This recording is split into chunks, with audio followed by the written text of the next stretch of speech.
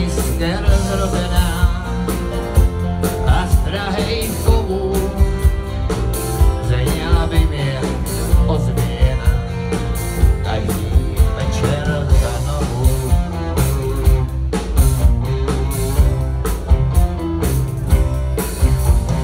Marně výhej rozstaví, marně kovy schání, to já se spíš utrápím, ta víla není mání.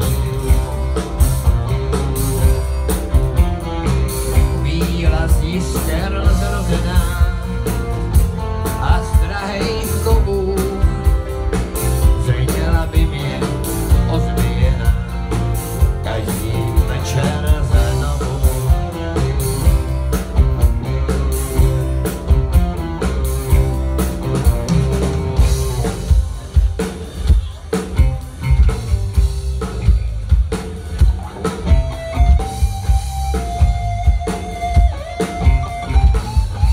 Standa Jelínek,